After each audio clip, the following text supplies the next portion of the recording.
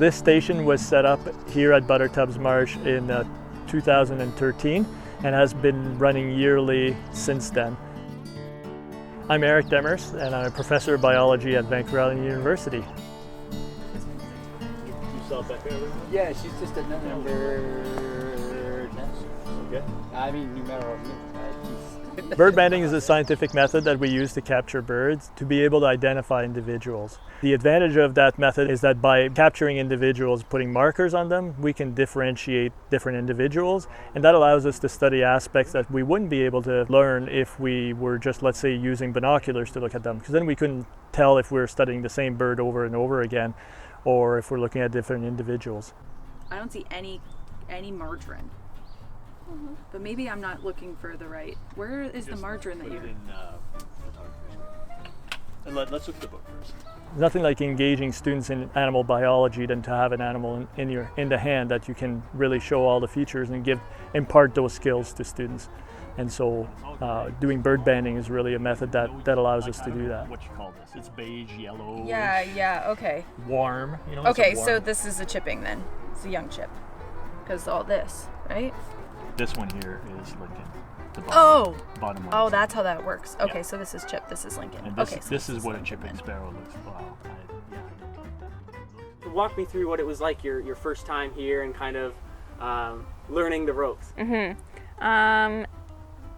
was overwhelming. There's just so much information about so many different birds just being thrown at you and about how to do everything. So it was overwhelming, but also super interesting and fun and crazy. The banding station is operated primarily by student volunteers from VIU who are taking degrees in either biology or fisheries or natural resources or any other program, who have shown an interest in birds and would like to learn about animal biology. And so it's mostly undergraduate students, but there are also some students who have graduated already but have really enjoyed doing this and come back. But there's also volunteers that come from the community, and also even staff members from the university who also find interest in doing bird banding. Were you into birds before this? No. Or did you know anything about birds? I didn't really know anything about birds. I really joined this just because I wanted volunteer experience, and then I started and I was like, this is awesome. So are you hooked? Are you a birder now? Yes, I think so. Not as intensely as some people, but definitely if I see a bird, I'm like, oh, well, what is that? That's awesome. Yeah, exactly. So the goal here is to get the head, but you don't want to be fussing over exactly which mesh it is. Ideally, what I do is I grab the mesh that are around near the head, like this. And then we first have to capture the birds, and there's various methods to capture birds. One of them that we use here are mist nets.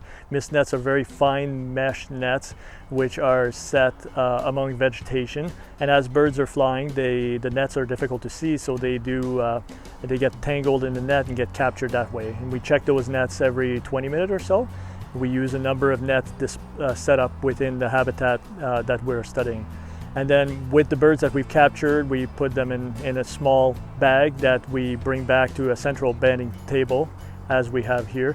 And then at that central banding processing location, with the bird in the hand, we're able to measure their size, measure their mass, measure whether they're carrying fat or whether they're in the process of breathing. And those are very helpful metrics for population biology. Right, it's a little more pinkish. Right, color. okay.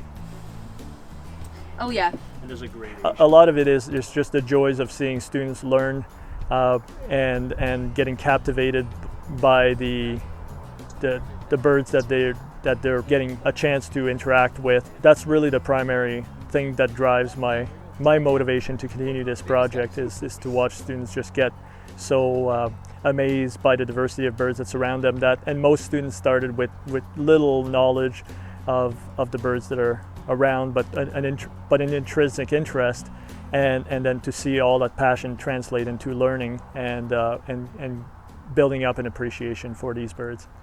But that's really why I do this, right? And then what we capture and how, that's just bonus. Yes, absolutely. Yeah. That's perfect. Thank you. Hey, no problem.